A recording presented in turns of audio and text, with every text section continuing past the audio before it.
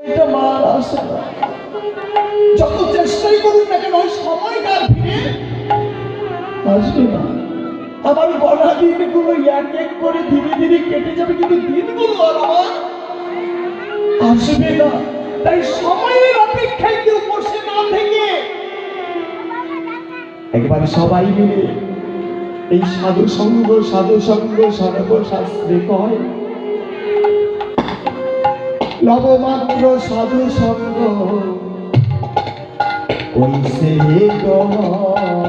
কহিতে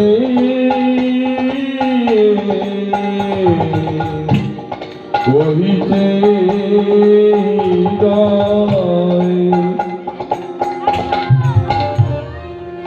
আর দেখুন সব থেকে মজার কথা,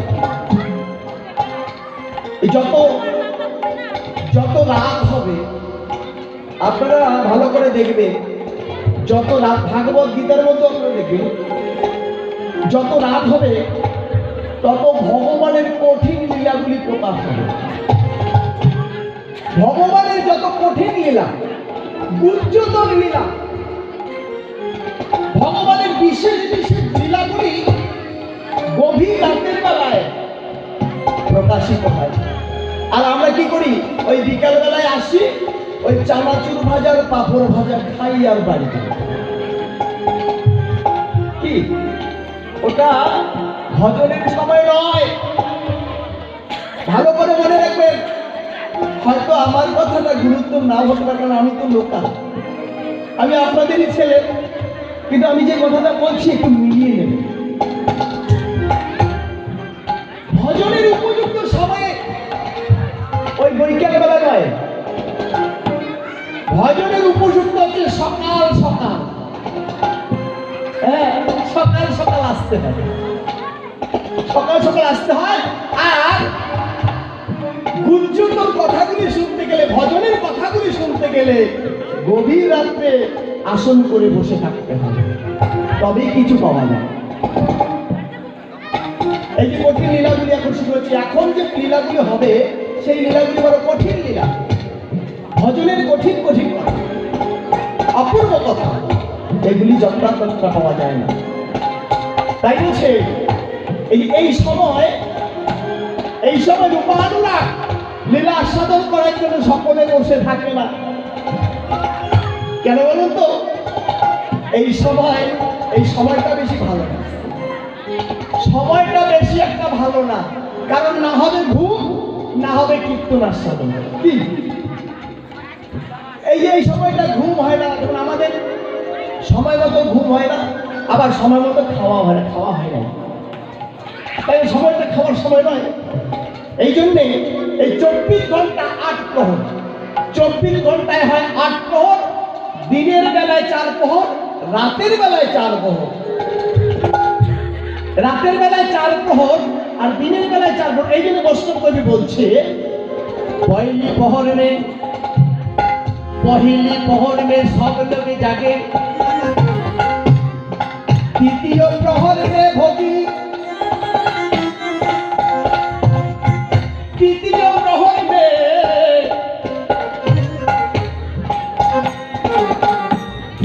প্রহর মে চোরে জাগে, চতুর্থ প্রহর মে জাগে যোগী। হরে কৃষ্ণ। কি বললে? এই যে রাতের বেলায় প্রথম প্রহর কোনটা? 6টা থেকে 9টা, 6টা থেকে 9টা প্রথম প্রহর রাতের বেলায়। আবার দিনের বেলায় প্রথম প্রহর সকাল 6টা থেকে 9টা। রাতের বেলায় সন্ধ্যা 6টা থেকে 9টা, রাতে পহিলি প্রহর, প্রথম প্রহর। পহিলি প্রহর মে সব লোক জাগে। সবাই প্রথম প্রহরে জায়গা থেকে সবাই ঘুমায় না। ঘুমায় কি? এই চৌমতিতে আড্ডা মানে, এই হরিবসন করে, এই বিভিন্ন ধরনের আলোচনা করে, তাস খেলে। পহিলি প্রহর মে সব লোক জাগে, কেউ ঘুমায় না। দ্বিতীয় প্রহর মে ভোগী, কারা জায়গা থাকে? দ্বিতীয় প্রহর মে যারা ভোগ করে, এই যে যারা ভোগ করবে চলে গেছে। মানে এখানে বসে থাকলে কষ্ট করতে হবে, তো চলো বাড়ি যাই, লাভ পাতা নিয়ে শুয়ে পড়ি, একটু ভোগ করি।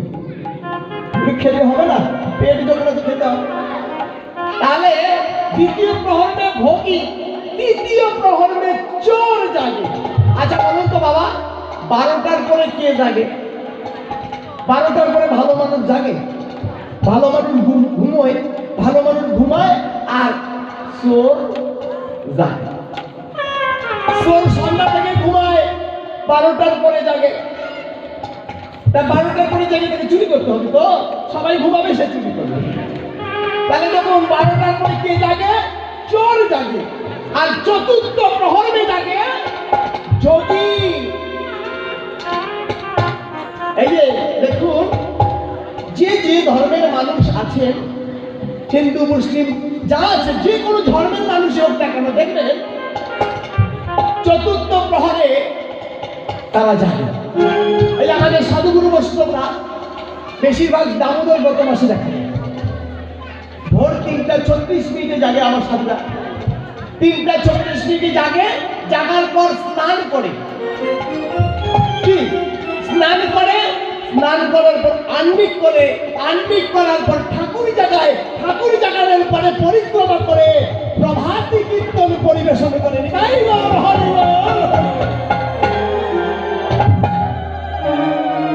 শুধু তাই নয়, শুধু তাই নয়, আর কি আমাদের হিন্দু ধর্মের কথাই শুধু বলছি না, এই যে মুসলিমরা, মুসলিমরা আজান দেয়। আজান কখন দেয়? সকালবেলায়, এই নিশিরাত্রে, ভোরের বেলায়, তাই না? তাহলে দেখেন, আর গির্জায় ঘন্টা বাজে কখন? নিশিরাত্রের বেলায়, ওই যে 3:36 গির্জায় ঘন্টা বাজে। তাহলে দেখুন, যে যে ধর্মের মানুষ থাক না কেন, এই চতুর্থ পরে সবাই ভজন করে। আচ্ছা বলুন তো, এটা ধর্মের কথা বললাম না এটা শাস্ত্রের কথা বললাম? আমি বাড়িয়ে বললাম শাস্ত্রের কথা বললাম। তাই এই কথাগুলি জানতে হবে। আমাকে কীর্তন কখন শুনতে হবে, আমাকে কখন বসতে হবে, আমাকে কখন সম করতে হবে, আমাকে কখন ভজন করতে হবে, এটা জানতে হবে। খালি শুধু, আর এখন দেখেন, এখন হরিনাম সংকীর্তনের মধ্যে তো কিছুই নেই। আমাদের জীবনে আমরা যেটা দেখেছি যে হরিধ্বনি উলুধ্বনির কোনো, হরিধ্বনি উলুধ্বনির কোনো অবলেখন নাই, মানে সদা সর্বদাই আসলে হরিধ্বনি উলুধ্বনি হতেই থাকে। আর এখন দেখেন হরিনাম সংকীর্তন যখন হয়, উলুধ্বনি হয়, হরিধ্বনি হয়, উলুধ্বনি হয়, হরিধ্বনি হয় কি হয়? তাহলে যেখানে উলু নাই, যেখানে হরি নাই, উতে রাধারানী আর লুতে নীলকান্তমণি, তারই দুজনে হয় দুজনের মণি। এটাই বল হরি বল, হরি বল।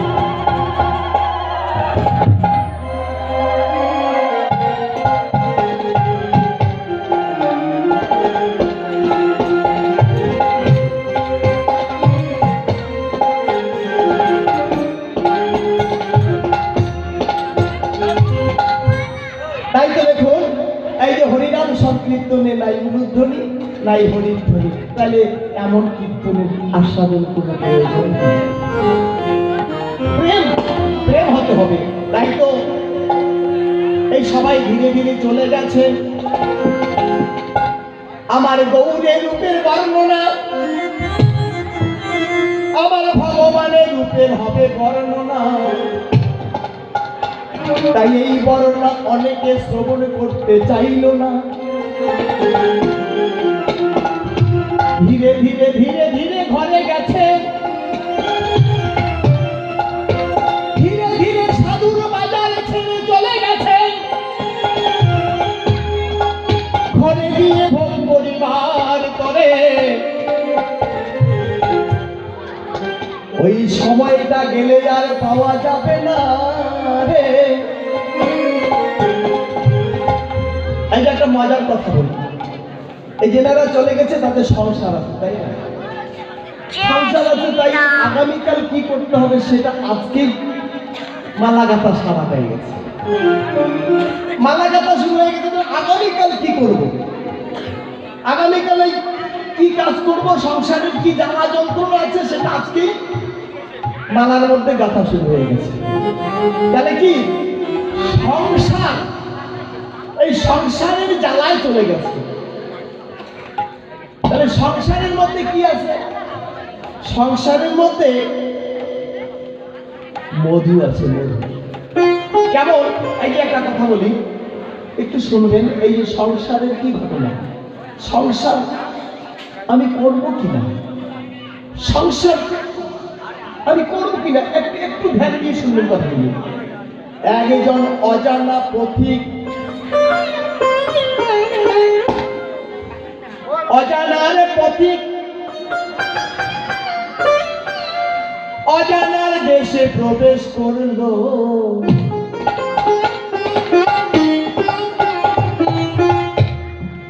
অজানার দেশে প্রবেশ করে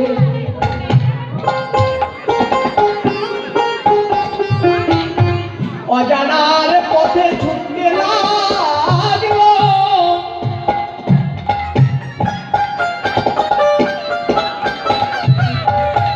কোন পথে কেমন,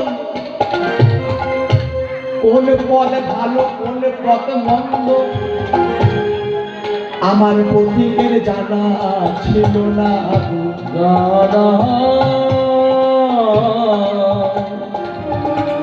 জানা ছিল না। ও বাবা, একজন অজানা পথিক, একজন অজানা পথিক অজানার দেশে প্রবেশ করলো। অজানা, জানা ছিল না। তাহলে অজানা দেশে প্রবেশ করে ওই অজানার পথে পথে ঘুরে বেড়াচ্ছে। কোনটা ভালো পথ, কোনটা মন্দ পথ সেটা কিন্তু জানা ছিল না। ওই পথিক অজানার দেশে ছুটছে, ছুটতে ছুটতে ছুটতে ছুটতে পথিকের জানা ছিল না। পথিক ছুটছে, ছুটতে ছুটতে অরণ্যের ভিতরে প্রবেশ করেছে। অরণ্যের ভিতরে যখন প্রবেশ করেছে, ওই অরণ্যের মধ্যে সিংহ ছিল, অরণ্যে সিংহ ছিল। ওই পথিককে দেখে সিংহ ধাওয়া করলো।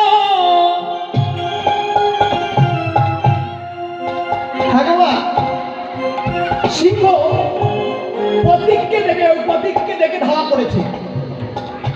বাঘ সিংহ যদি মানুষকে দেখে কি রক্ষা আছে, মানুষকে ধরবে? তাহলে ওই পথিককে দেখে যখন ধাওয়া করেছে, পথিকের কিন্তু জানা ছিল না। পথিক যখন ধাওয়া করেছে, ওই সিংহের ভয়ে, বাঘের ভয়ে পথিক দৌড়ে মেরেছে। এবার পথিক বলে, বাচ্চা আমি কোন পথে যাব, কোনটা ভালো পথ, কোনটা মন্দ পথ আমার জানা ছিল না। যেতে যেতে ধপ করে একটা কুয়ার মধ্যে পড়ে গেল। হরে কৃষ্ণ। ওই পথিক কুয়োর মধ্যে যখন পড়ে গেল, কুয়োর মধ্যে পড়ে তলিয়ে যাচ্ছে। ওই কুয়োটা 100 হাত গভীর। যে কুয়োর মধ্যে পড়ে গেছে 100 হাত গভীর, আর ওই গভীর কুয়োটার মধ্যে 100 হাত গভীর তলিয়ে যাচ্ছে। যেতে যেতে পথিক যেতে যেতে যখন 50 হাতে গেল, 50 হাতে গিয়ে পথিক দেখতে পেল একটা গাছের শিকড় কুয়োরে মাথা থেকে বেরিয়ে ও মাথায় লেগে গেছে। ওবা, পথিক যখন 50 হাত গেল, কুয়োর ভিতরে 50 হাত তলিয়ে গেছে, তখন ওই 50 হাতে দেখে একটা গাছের শিকড় কুয়োর মধ্য দিয়ে এপাশ থেকে বেরিয়ে ওই পাশে লেগে গেছে। এবার পথিক ওই শিকড়টায় ধরে লাগলো।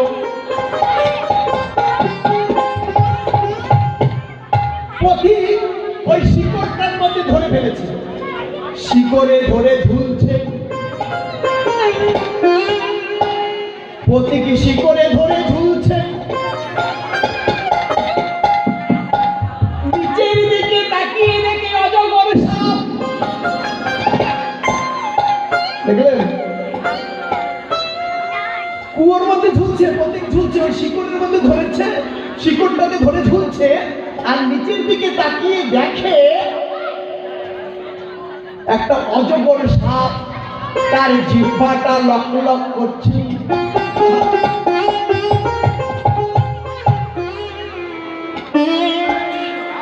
উপরের দিকে তাকিয়ে দেখে সিংহ হা করে আছে। উপর দিকে তাকিয়ে দেখে সিংহ, উপরে সিংহ নিচে অজগর, মাঝখানে শিকড়টায় ধরে পথিক ঝুলছে। ওমা, পথিক যে শিকড়টার মধ্যে ধরে রেখেছে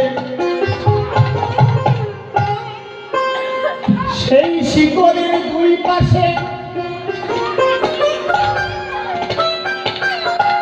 দুটো ইঁদুর কেটে দিচ্ছে। হ্যাঁ বাবা, পথিক যে শিকড়টাকে ধরে রেখেছে ওই শিকড়টা একটা কালো ইঁদুর একটা সাদা ইঁদুর ওই শিকড়টাকে কেটে দিচ্ছে। পথিক ঝুলছে আর কালো ইঁদুর কিটকিট করে কেটে দিচ্ছে, সাদা ইঁদুর কিটকিট করে কেটে দিচ্ছে। ওই শিকড় যখন কাটা হয়ে যাবে, শিকড় কাটা হয়ে গেলে পথিক নিচে ধপ করে পড়ে যাবে। পড়ে গেলে অজগরে খাবে। এবার দেখেন মজার কথা,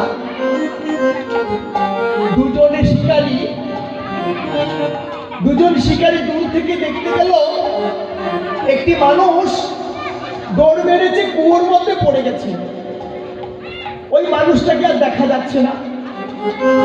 দুজন শিকারী দৌড়ে গিয়ে দেখে একটা সিংহ বাঘ হা করে আছে।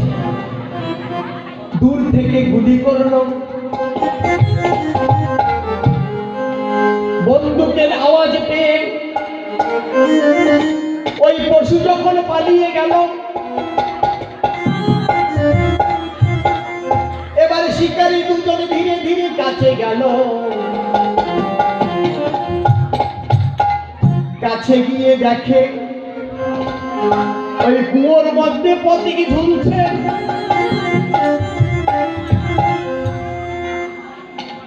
কুয়োর মধ্যে পথিক ঝুলছে।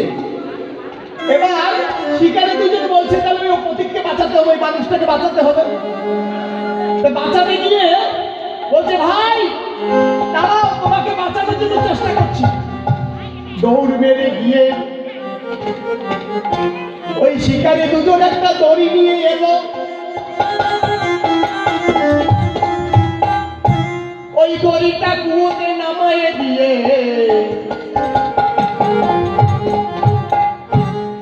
কুয়োর মধ্যে দড়িটা নামিয়ে দিয়ে বলছে ভাই বন্ধু তুমি উঠে এসো, একবার উঠে এসো। দেখেন ভারী মজা।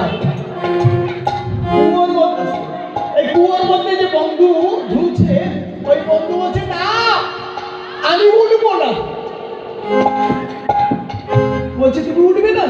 বলছে না না আমি উঠবো না। কেন? বলে দেখছো না আমি মধু খাচ্ছি। ও বাবা,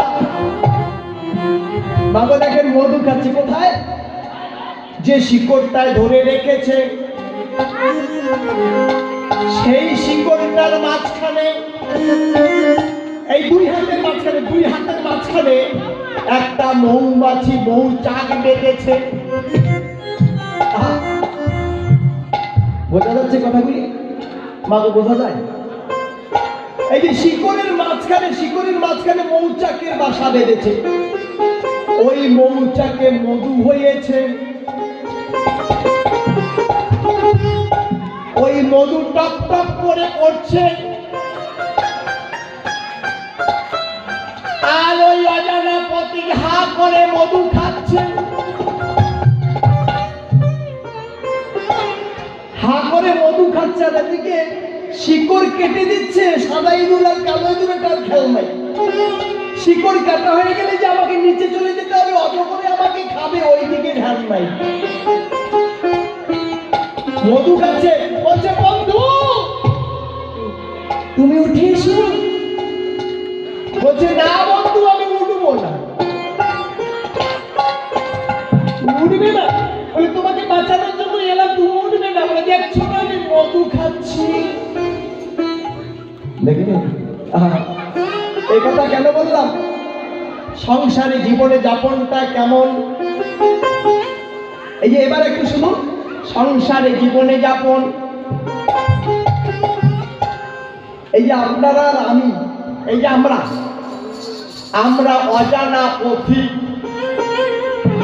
আচ্ছা বলুন তো, এই পৃথিবীতে আপনি যে আসবেন সেটা ছিল জানা? আমরা যে পৃথিবীতে আসবো সেটা ছিল আমাদের অজানা। এই পৃথিবীটা এত সুন্দর তাও ছিল না জানা। তাও ছিল না জানা। দেখুন আমার ভগবান এমন সুন্দর পৃথিবী সাজাইয়ে রেখেছে, সেটাই আমাদের জানা ছিল না। আমরা এখানে এসে দেখতে পেলাম, এখানে এসে দেখতে পেলাম, আমরা এখানে এসে দেখতে পেলাম, এখানে এসে দেখতে পেলাম, আমি মানব রূপে জন্ম পেয়ে এখানে এসে দেখতে পেলাম।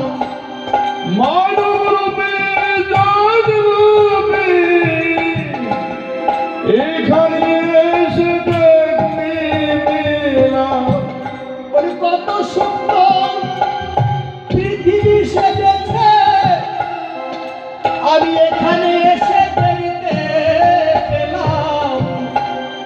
কত সুন্দর পৃথিবী সেজেছে, এখানে এসে দেখতে পেলাম।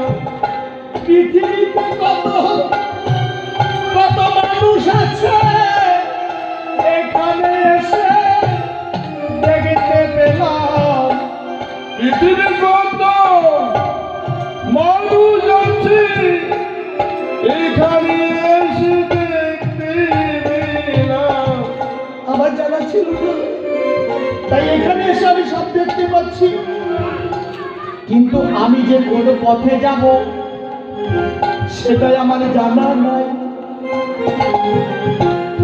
এখানে এসে আমাদের জানা নাই কোন পথ ভালো, কোন পথ মন্দ, জানা নাই, জানতে হবে। তাহলে আমি অজানা পথে গেলাম। ছুটতে ছুটতে আমি কুয়োর মধ্যে পড়ে গেলাম। কুয়োটা কোনটা? আমার কুয়োটা কোনটা? আমার কুয়ো হলো সংসার কুয়ো। আমার কুয়ো হলো সংসার। এই সংসার কুয়োতে আমি পড়ে গেলাম। কিন্তু এটা কথা ছিল না। আমি ভগবানের কাছে কথা দিয়ে এসেছিলাম, আমি তোমার সংসার করব না। আমি পৃথিবীতে এসে, আমি পৃথিবীতে জন্ম পেয়ে হে গোবিন্দ তোমার নাম করব, ধাম করব, আর ধাম করব, তোমার নাম করব, ধাম করব। আর নাম করব, আর ধাম করব। বলি সাধু সঙ্গ বৈষ্ণব সঙ্গ করব, নাম করব, ধাম করব। সাধু সঙ্গ করব, বৈষ্ণব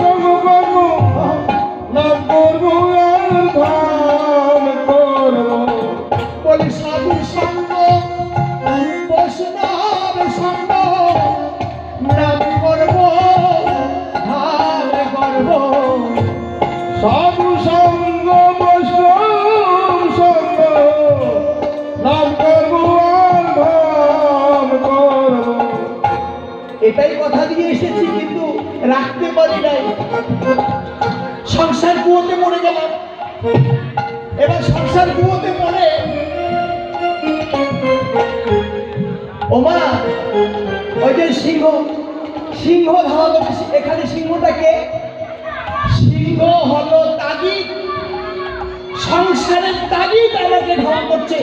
সংসার, সংসারের বিষয় আমাকে ধাওয়া করছে। এটা চাই, ওটা চাই, শাড়ি চাই, গয়না চাই, টাকা চাই, সোনা দানা সব চাই, বাড়ি ঘর চাই, শুধু চাই চাই আর খাই। আমাকে শান্তি দিচ্ছে না, সকাল থেকে শুধু ধাওয়া করছে। এই ধাওয়া যে বস্তুটাই করছে সেটা হলো সিংহ। নাহলে আপনি ছুটছেন কেন? বুকে হাত দিয়ে বলুন তো কেন ছুটছেন? এই সিংহ আপনাকে ধাওয়া করছে, ওই সংসারের সিংহটা আপনাকে ধাওয়া করছে, শুধু চাই আর চাই, এই এটা দে, ওটা দে। ওই সিংহর ধাওয়াতে আপনি ছুটোছুটি করছেন, ছুটোছুটি করছেন, ছুটোছুটি। এই ছুটতে ছুটতে ছুটতে ছুটতে গিয়ে আপনি কুয়োতে যখন পড়ে গেলেন, এই যে কুয়োতে পড়ে গিয়ে তলিয়ে যাচ্ছেন। সংসারের কুয়োটা 100 হাত গভীর। এই সংসারটা কত? 100 হাত গভীর। 100 হাত নিচে। 100 হাত গভীর কেন জানেন? মানবের আয়ু কত? মানবের আয়ু কলিযুগে হলো 100 বছর, 100 বছর মানুষের আয়ু। সত্যযুগে 10,000 বছর ছিল। হ্যাঁ, এইভাবে আজকে এই যে ধীরে ধীরে ধীরে ধীরে বয়স কমতে কমতে কলিযুগে হলো 100 বছর। এই 100 বছর 100 হাত, 100 হাত গভীর কুয়ো। এই 100 হাত গভীর কুয়োতে আপনি তলিয়ে যাচ্ছেন। যেতে যেতে 50 হাত গেলেন। 50 হাত গেলেন, তার মানে আপনার বয়স 50। 50 হাতে যখন হয়ে গেল, তখন ওই একটা শিকড় ওই কুয়োর মধ্যে 50 হাত যাওয়ার পর একটা শিকড় এ মাথা থেকে ও মাথা বেরিয়ে গেছে, গাছের শিকড়। ওই শিকড়টা কি গো? ওই শিকড়টা হলো আয়ু রেখা। শিকড়টা হলো মানবের আয়ু রেখা। এখান থেকে শুরু, ওখানে শেষ। তার মানে আমার জন্ম থেকে মৃত্যু, এই শুরু শেষ। এই যে শিকড়টা শুরু, এ মাথা গিয়ে শেষ হয়েছে। তার মানে ওটা হলো 1 দিন, 2 দিন, 3 দিন, 4 দিন, 5 দিন, 6 দিন, 1 বছর, 2 বছর, 10 বছর, 20 বছর, 100 বছর। তার মানে এই শিকড়টা আমার আয়ু রেখা। আমি আয়ু রেখা ধরে ঝুলছি। আমি আয়ু আয়ু আয়ু শেষ হয়ে গেলে আমি শেষ। তাহলে আয়ু নিয়ে আমি ঝুলছি, আয়ুকে ধরে রেখেছি। আয়ু আমি আছি, আমি, তুমি আমাকে ফেলে দিও। তাহলে আয়ু যদি শেষ, তাহলে আমি ধপ করে পড়ে যাবো। তাহলে আয়ুটা আমি ঝুলছি, আয়ু রেখায় ধরে ঝুলছি। তাহলে ওই আয়ু রেখাটা হলো শিকড়, আর ওই দুটো ইঁদুর শিকড়টাকে কেটে দিয়েছে। ইঁদুর দুটো কি? ইঁদুর দুটো হলো একটা সাদা ইঁদুর, একটা হলো কালো ইঁদুর। সাদা ইঁদুর কোনটা? সাদা ইঁদুর দিন, আর কালো ইঁদুর রাত। কালো ইঁদুরটা কি? রাত। আর সাদা ইঁদুরটা দিন। 24 ঘন্টা। একদিনে 24 ঘন্টা, 24 ঘন্টায় দিন আর রাত। দিন হলো সাদা আর রাত্র হলো কালো। এই যে সাদা ইঁদুর আর কালো ইঁদুর ওই শিকড়টাকে দুই পাশে দুইজন কেটে দিচ্ছে। দুইজন কিটকিট করে কেটে দিচ্ছে। 24 ঘন্টা কেটে দিচ্ছে। এই 24 ঘন্টায় একদিন আমার কণা দিন থেকে ফুরিয়ে গেছে। এইভাবে ধীরে ধীরে কাটছে, ধীরে ধীরে 1 দিন, 2 দিন, 3 দিন, 4 দিন, 5 দিন, 1 বছর, 2 বছর, 3 বছর। এভাবে কাটতে কাটতে যখন শিকড়টা কাটা হয়ে যাবে, সেই দিন আমি নিচে পড়ে যাব। ও বাবা, নিচে কে আছে? নিচে কে আছে? নিচে আছে এই কুয়োটার নিচে আছে অজগর।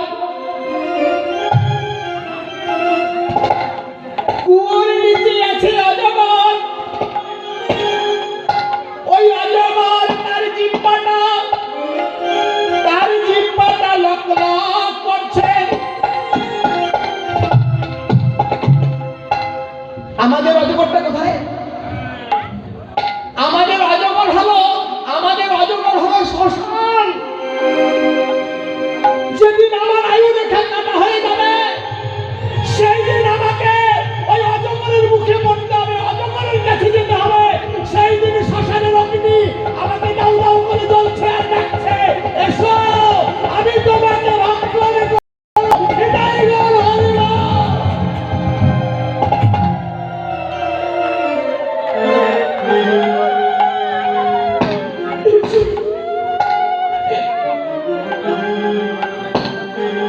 ভক্ত, এসো আমি তোমাকে বধ করে দেব। এই যে আমাদের অজগর হলো শ্মশানের অগ্নি, শ্মশানের অগ্নির আগুনের শিখা দাও দাও করে জ্বলছে। অজগরের জীবন মতো লক করছে, আমাকে ডাকছে। কিন্তু আমাকে এত বিপদ থেকে, হ্যাঁ গো বাবা, আমাকে এত বিপদ থেকে উদ্ধার করার জন্য দুজন বন্ধু এসেছিল, দুজন শিকারী এসেছিল গো, আমাকে এত মুক্ত করার জন্য, আমাকে এত বিপদ থেকে রক্ষা করার জন্য। দুজনে শিকারী এসে আমাকে বাঁচাতেই চাইল, কিন্তু আমি বাঁচতে চাইলাম। কেন? এই যে মধুর লোভে পড়ে আছে, সংসারে যে মধু আছে, মধুর চাক, মধুর চাকরি, ওই মধুর চাক হলো আত্মীয় স্বজন, বন্ধু বান্ধব, স্ত্রী পুত্র কন্যা সহযোগী সবকিছু নিয়ে হলো চা, মধুর চা। আমি মধুর চাকে মধু আছে বলে আমি খাচ্ছি, আমি মনে করছি।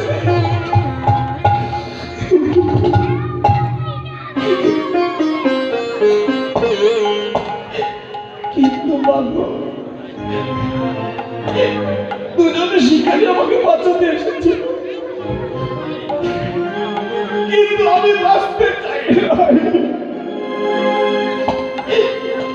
বলছি বন্ধু, আমি বাঁচতে চাই না, আমি উঠবো না। সেই বন্ধু দুজনকে,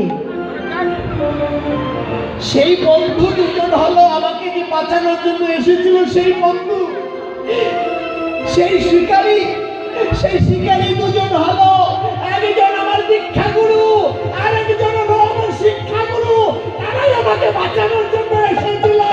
হৃদয় গড় হরে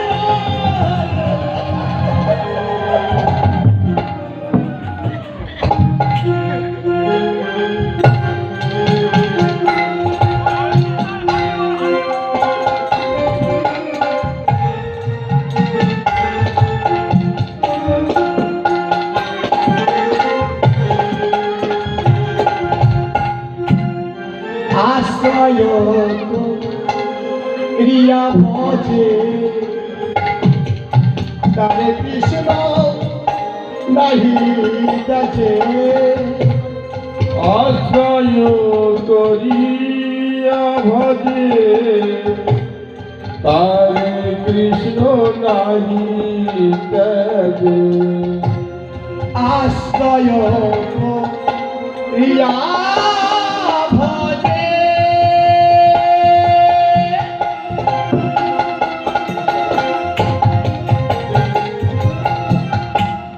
তারে কৃষ্ণ নাহি ত্যাজে।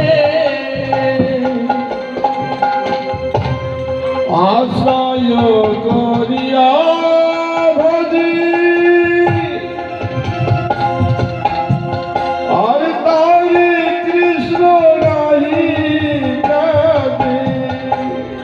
আর সব মনে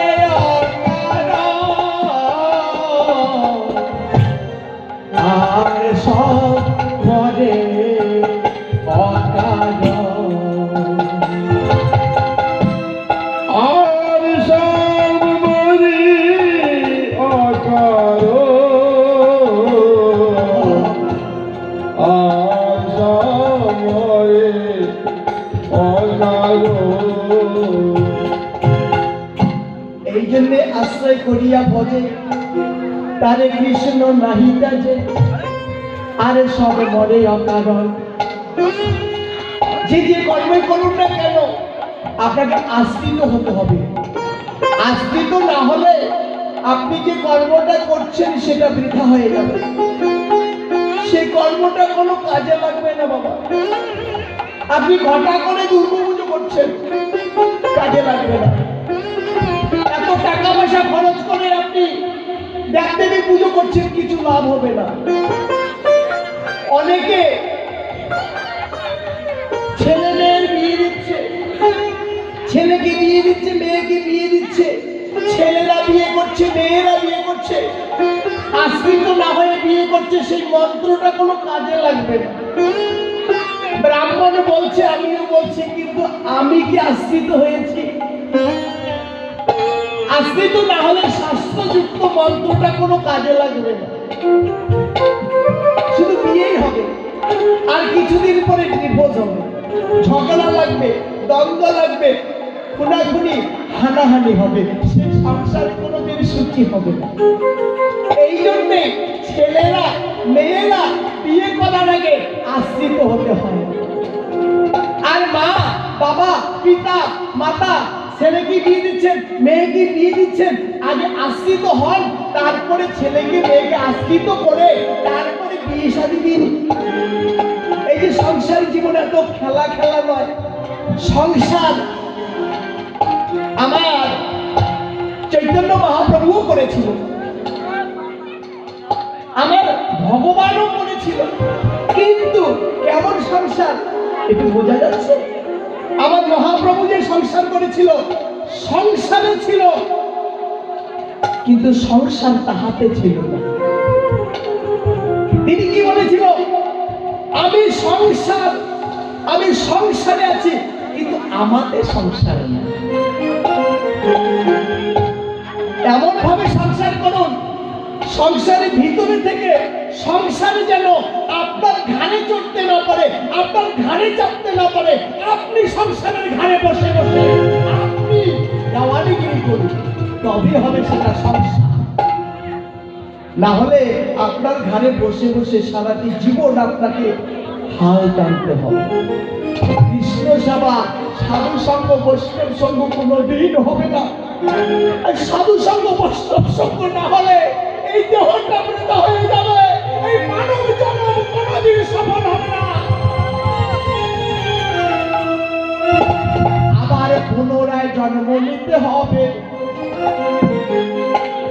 এই দেহটা পুনর্বার আবার জন্ম নেবে, কোনো না কোনো জনিতে, কোনো না কোনো রূপে জন্ম পাবে। হ্যাঁ গো, এই দেহটা আবার কোনো না কোনো জন্ম, কোনো রূপে জন্ম পাবে, এই দেহ আবার আসবে। তাই যাবার আগে এটুকু চিন্তা করতে হবে, এই জন্মে আমি মানব জন্ম পেয়েছি, এত সুন্দর জন্ম, পর জন্মে আমি কোন বা জন্ম পাই, কোন বা জন্ম পাই। হে ভগবান,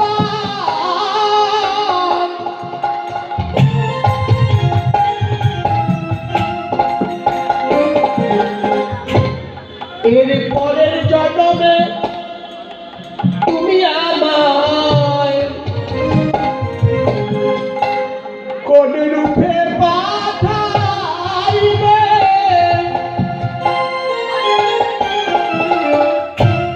সে তো আমার জানা নাই। সে তো আমার জানা নাই, সে তো আমার জানা নাই। ও ভগবান,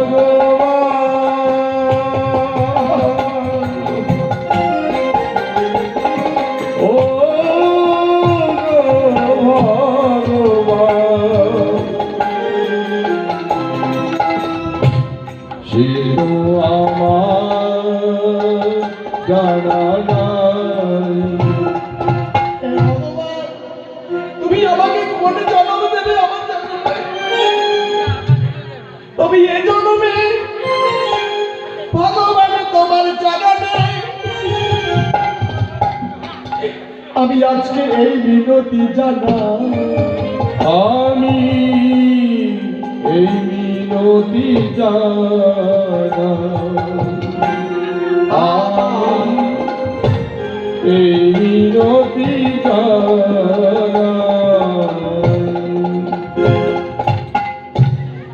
আবার যদি পাঠাও ঠাকুর,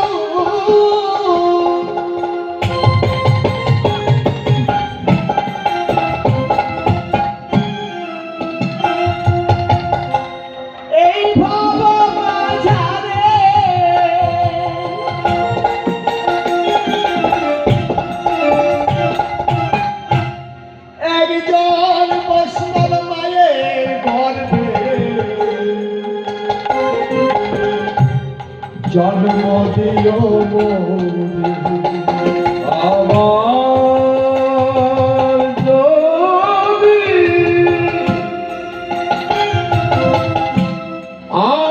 যদি বানাও ঠাকুর এ ভব সংসারে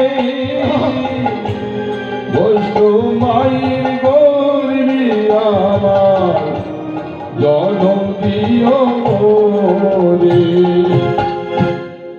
আবার যদি পাঠাও ঠাকুর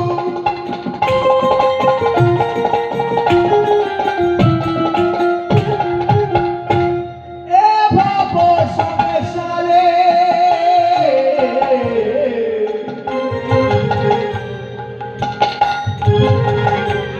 কৃষ্ণ ভক্ত মায়ের গর্ভে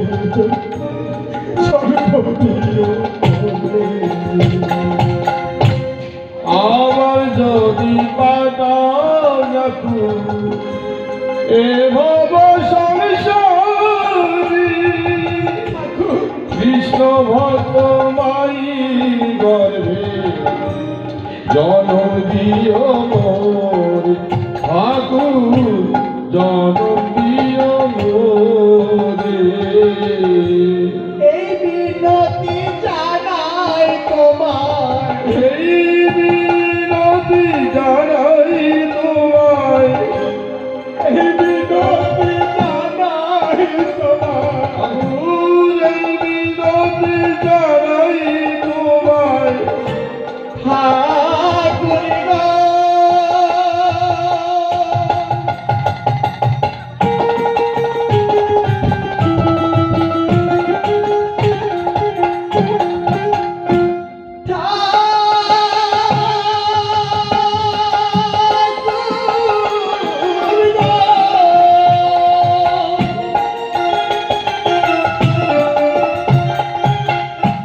এই মিনতি জানাই তোমার এই বিনতি জানাই তোমায় কৃষ্ণ ভক্ত করো আমায় কৃষ্ণ ভক্ত করো এই বিনতি জানাই তোমায় কৃষ্ণ ভক্ত করো ঠাকুর কৃষ্ণ ভক্ত করো এই মিনতি জানাই ঠাকুর আশিস ভিক্ষা দিও আমায় এই মিনতি জানাই তোমায় আশীর্বাদ দিও এই হচ্ছে আমাদের সংসার জীবন যাপন এই তো আমরা সংসার করছি গো আমাদের সংসারে কি আছে কি পাচ্ছি কি পাবো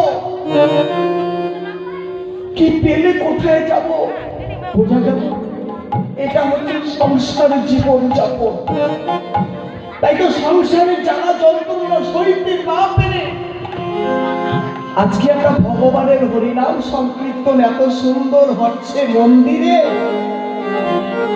একটু সময় বসে থাকতে পারি না এই সংসারে যাওয়া যন্ত্রণায় পড়ে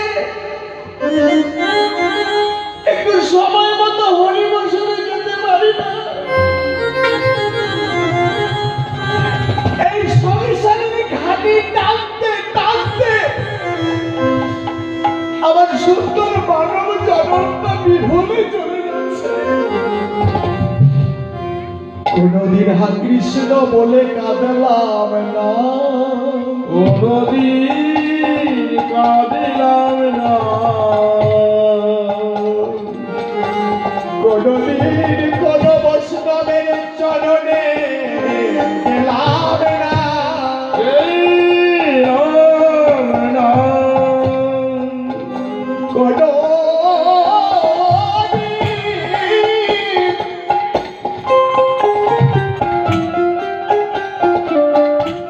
তুলসীর তলায় আমরা প্রণাম প্রণাম করিলাম না কোনদিন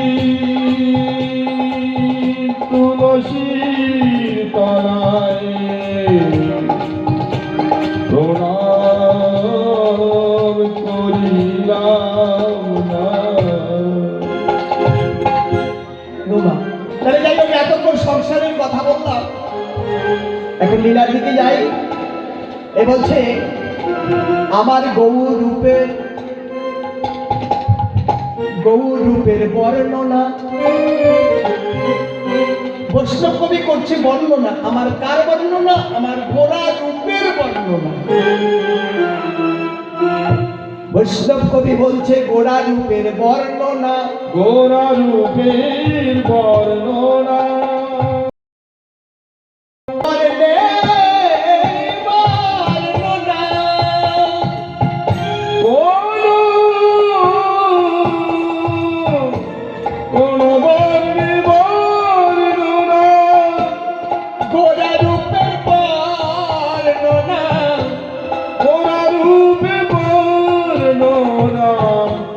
কোন বর্ণেই বর্ণনা, গোরা রূপে বর্ণনা, কোন রূপে বর্ণনা। গোরা রূপের বর্ণনা, কোন রূপে বর্ণনা। তাহলে বর্ণ কত প্রকার? এই যে ছাত্রদের জিজ্ঞাসা করলে, মাস্টার বাবুকে জিজ্ঞাসা করলে বলবে যে বর্ণ দুই প্রকার। বলবে তো? এটাই বলবে না? মাস্টার বাবুকে জিজ্ঞাসা করলে বলবে বর্ণ দুই প্রকার। বলে কি কি? বলে সর্বর্ণ ব্যঞ্জন বলো, এইটুকুই শেষ, আর জানা নেই।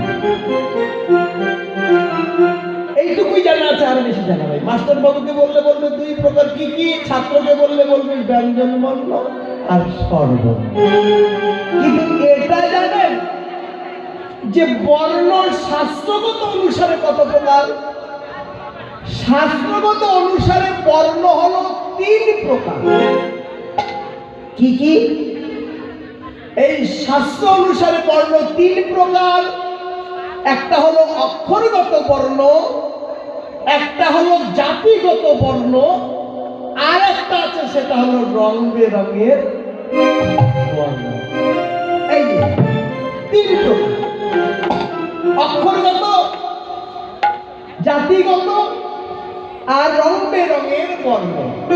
তাহলে আমার গৌরূপের বর্ণনা করবে বৈষ্ণব কর্মী।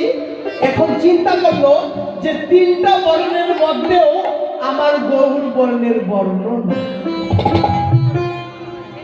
এই তিন বর্ণের মধ্যেও আমার গৌরের কোনো বর্ণ না। বলে কেমন করে? এই শুধু একটু বলবো, কারণ লীলার অনেক দেরি আছে। যে অক্ষরগত বর্ণ, প্রথম বর্ণ হলো অক্ষরগত, জাতিগত বর্ণ আর রং বেরঙের। তার মধ্যে প্রথম হলো অক্ষরগত। এই অক্ষরগত বর্ণ দুই ভাগ, একটা স্বরবর্ণ, একটা ব্যঞ্জন বর্ণ। তাহলে স্বরবর্ণ হলো স্বরীয়, আর অক্ষরগত বর্ণের মধ্যে ব্যঞ্জন হলো ক। এই তো। তাহলে স্বরীয় শুধু কথা বলবো। প্রথম স্বরীয় অক্ষর। এই স্বরীয় অক্ষরটি প্রথম জন্ম হয়েছিল মিথিলা শহরে। মিথিলা শহরে যিনি তৈরি করেছিলেন একজন মহিলা, তিনি এই জন্ম দিয়েছিলেন স্বরীয় অক্ষরটিকে।